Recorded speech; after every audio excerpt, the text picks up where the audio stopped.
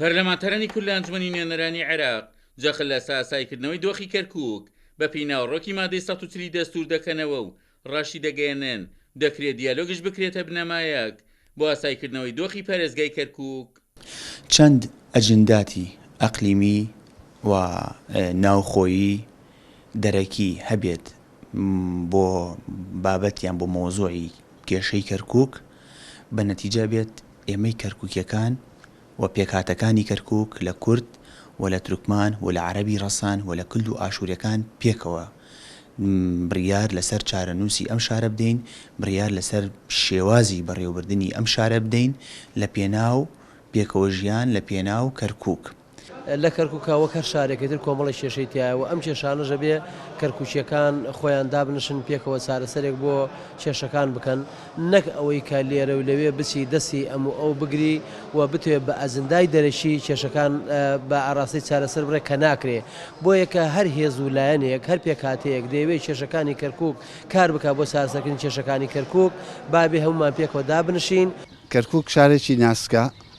ئەبێ تەبایی و برایەتی نێوان پێکهاتەکانی بپارێزرێ و هەر هەنگاوێ هەر خوتوەیە بۆ ئەوەی کەرکووک هەوڵ درێ کێشەکانی بە ئەقلیمی بکردرێ ئەجندایەکی خارجی لە دەروی کەرکووک بهێندرێ فەرز بکرێ بەسەر خەڵکی کەرکووکە ئەمە نەتیجەی باش نابێ و هیچ حکوومەت و هیچ کەسێک لە قۆناغەکانی پێشووترا سەرکەوتنی بەدەست نهێناوە لەم سیاسەتەیە. ئێستا کەرکووک لەلایەن هێزی پێشمەرگەی کوردستانەوە پارێزرێ و ئەبێ سەرجەم کێشەکانی ئەم شارە لە کەرکووک چارەسەر بکرێ. سەرۆکی ئەنجومەنی پەرێزگا کەشڕایەگەیەنێت مادەی 140 دەستور چوارچێوێکی یاساییە بۆ ئاسایکردنەوەی دۆخی کەرکووک و هەر دیالۆگێک بکرێ پێویستە و مادە دەستوریە بکرێتە بناغی دیالۆگەکە. مادەی 140 ڕێگە چارەی با بڵین خاڵێتەی تەڕێقیشیدا نەخشەدەگەی دەنەوە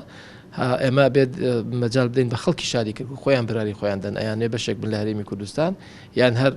پرۆژەیەکی تر جێبەجێکین ئەمما خەڵکێکی تر و مؤتەمەراتێکی لەم لەولەلا بکردرێ بۆ شێواندنی دەستور و شێواندنی پێکەوە ژیانی نەتەوەکانی شاری کەرکووک قبول نەکراوە بە تایبەتیش کە کاتێک کەسە پێشمەرگە سنووری 1500 کیلۆمەتری پاراستووە هەموو نەتەوەکانش لەژێر چەتری پاراستنی پێشمەرگەدایان بە کورد و عەرەب و تورکمان و کوردستانەوە یعنی ئەمەش بێنمەکیە کە تۆ ڕێزێک بۆ ئەو خوێنانەدانەی خوێنی شەهیدان کە ڕۆحی تۆ پارێزێت.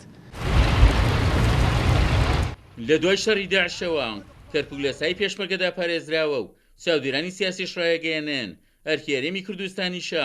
هەوڵەکانی چڕ بکاتەوە بۆ یەکلایکردنەوەی پرسی کەرکووک لەگەڵ حکوومەتی ناوەند بە پشتبەستن بە مادەی 140 دەستور. عومەر غەریب، کورسات نیوز، کەرکووک.